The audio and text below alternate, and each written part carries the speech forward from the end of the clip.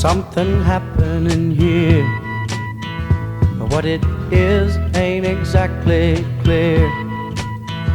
There's a man with a gun over there, telling me I got to beware. I think it's time we stop, children, what's that sound? Everybody look what's going down.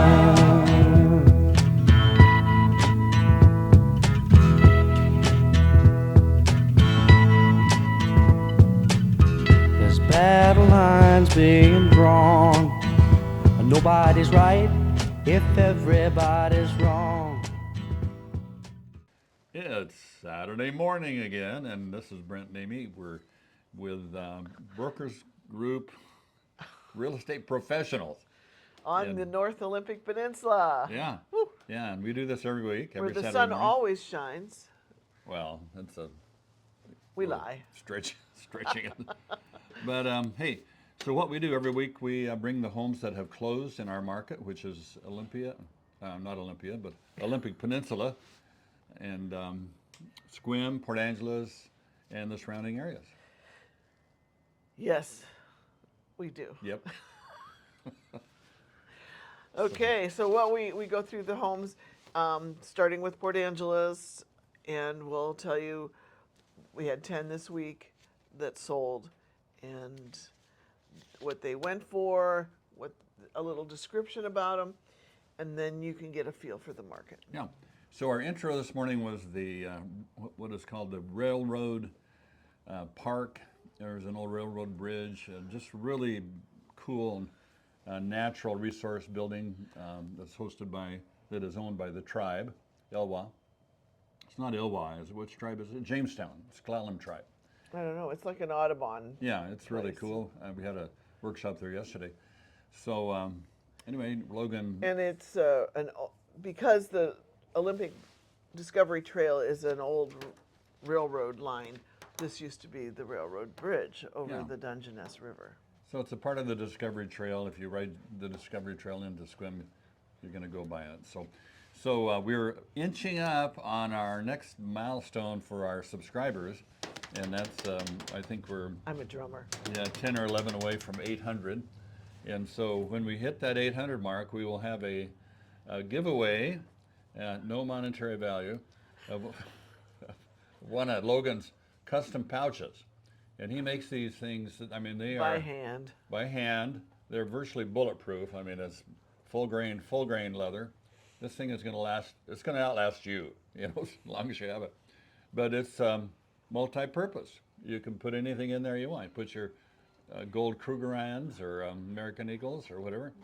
We had one, we've given this one away, somewhat like it previously, and I think the person that got it said he put his concert tickets in it. Yeah.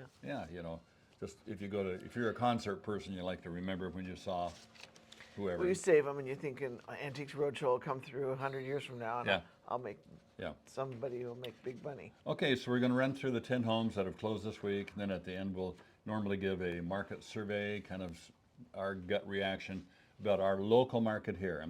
And it's always different everywhere you go. Some places the market's really hot, some places the market is slower, and that's normally almost always the case. We'll talk about interest rates a little bit. So you want to get going, started? Okay. Starting in Port Angeles with the least expensive to the most expensive. The first house is on 940 East Lauridsen Boulevard, listed for $407,500. 3 bedrooms, 2 baths, with 1316 square feet on 0.19 of an acre, and it sold in 3 days, built in 1950 with saltwater and mountain view. Okay, our next home. Those are Winnie and Berkey. Yeah. Berkey's the troublemaker. He's the shaved one.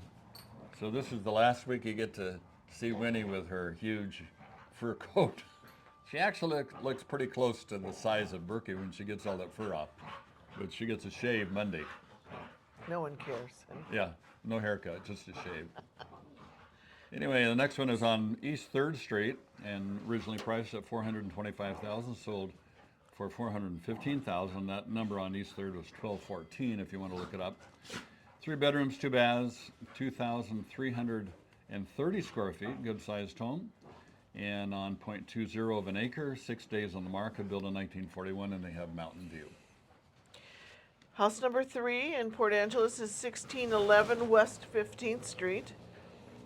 Listed for $479,000. It actually sold for $415,000. 4 bedrooms, 2 baths, with 1744 square feet on a quarter of an acre. It was on the market for 191 days. And it was built in 1989, and it had a territorial view. Probably still does. Yeah. Okay, next one is on 1937 Village Circle, and it was originally priced at $389,000, and it sold for $385,000, so $4,000 Yeah, less. just good. And looks like somebody's hit the zeros too many times because. We don't need to mention that. Yeah. Okay. So it's 3 bedrooms, 2 baths, 1,215 square feet, and 0.13 of an acre, kind of a little smaller lot, and 52 days on the market, built in 2009. Neighborhood view. That's like Keone and Reyna's places. Yeah, similar. On to Okay, Sequim. on to Sequim. First house is on 610 West Spruce Street, number 105. That gives you a clue. It's a manufactured home. It was originally listed for $125,000, and it sold for $85,000. Wow. 2 bedrooms, 2 baths, 1120 square feet on leased land, and I'm not sure what the park fees are there. It took 145 days to sell, and the house was manufactured in 1971, and it had a mountain view. Right. Okay. Moving on to Dungeness Meadows, and this is a nice little area just south of the freeway. 341 Dungeness Meadows, and $365,000, and sold at that price. 2 bedrooms, 1 bath, 1,232 square feet, 0.20 of an acre, 8 days on the market, built in 1976 with a territorial view. All right, moving on. This one's 70 Amethyst Road. It's at the base of Bell Hill in Sequim. Listed for $995. It ended up selling for $490 even. 3 bedrooms, 2 baths, 1,864 square feet on 0.18 of an acre. Only took 10 days to sell it, and it was built in 2001, and it has a sliver of a saltwater view. Yeah, we have sold homes in this area. And one we sold, gosh, about 10 years ago, probably very similar to this, went for $250. That just kind of shows you where the prices have gone. Okay, so the next one is 91 Pinehurst Loop, originally priced at $574,950, sold for $550,000. 3 bedrooms, 2 baths, 1,471 square feet, 0.13 of an acre, and 21 days on the market, built in 2009, and has neighborhood view. The next one is on 70 Petal Lane, listed for $649,000. It ended up selling for $625,000. 3 bedrooms, 2 baths, 1947 square feet on 1/5 of an acre, and it was on the market for 140 days. Wow. 2005 was the year it was built, and it had a neighborhood view. And the last one is 80 Strawberry Field Drive. Why do I want to play music with each one of these? Forever. Strawberry Field. I know we're old.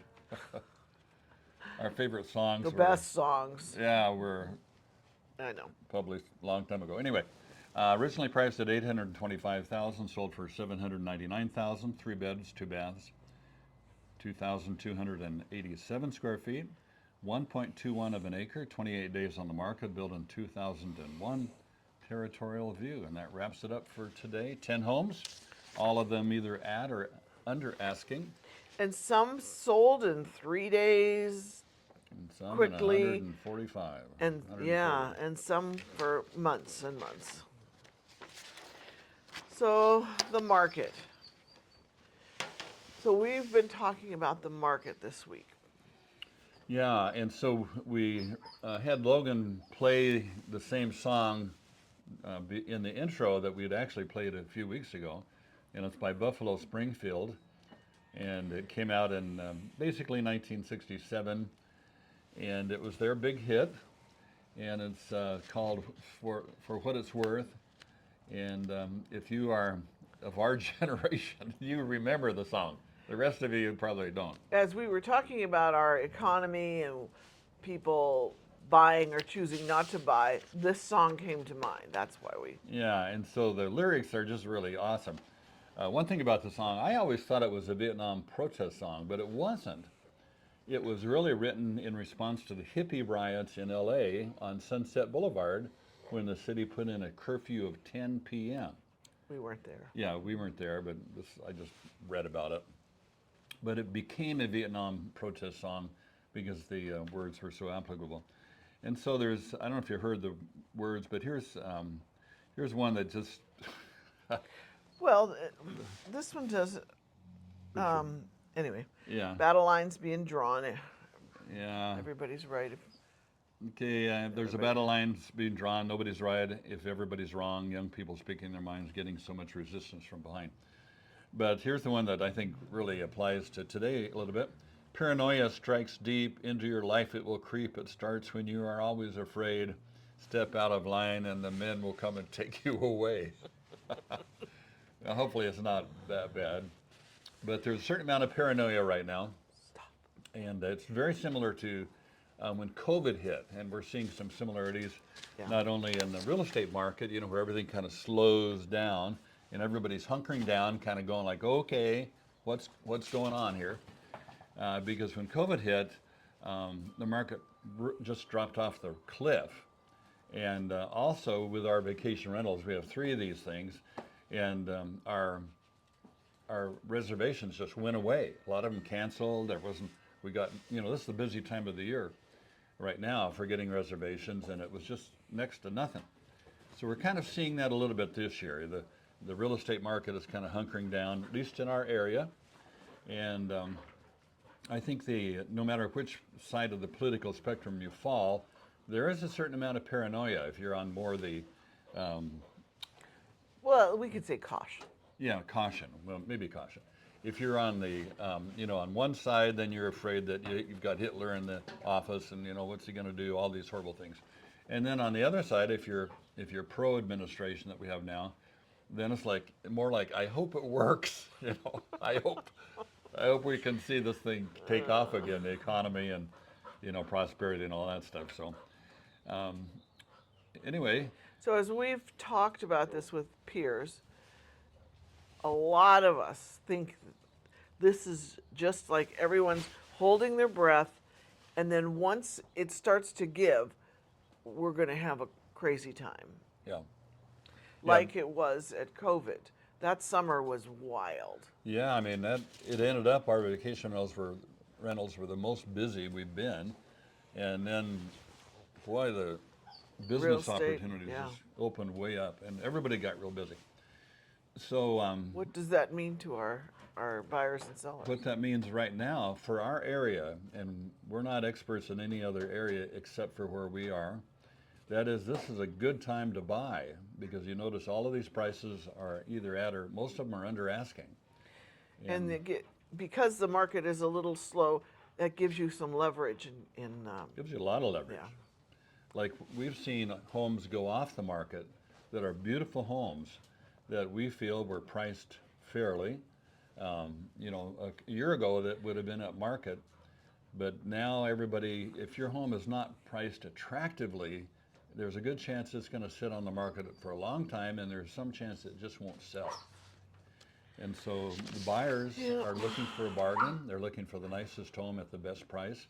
If you're a seller thinking about putting your home on the market, then it needs to be very attractively priced And I would consult your realtor on that, because most sellers have an emotional concept of what their home is worth, and they make statements like, well, we don't want to give it away. Well, no, you're not going to give it away, but do you want to sell it? Because if you want to sell it, that means you're going to price it accordingly. It just has to become a commodity that you're selling. Yeah. And you have to be able to emotionally distance yourself from all the wonderful memories you have in that house. Yeah, you get over it.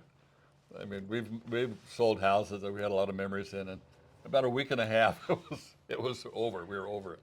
Well, that place is gone. But interest rates. Here's something interesting that I consulted, Google this morning, as you can, and I said, what are the prevailing interest rates across the country today? And it came back and it said AI generated, and AI it's not that smart, because it came back with figures that nobody has. That parts it said the low figures was 5 point something, and prevailing interest rate was 6.06, and and That's not our experience. yeah, that's not our experience. So I would sure, if you do some research on it, I would ask your local lending brokers, the banks or the mortgage brokers.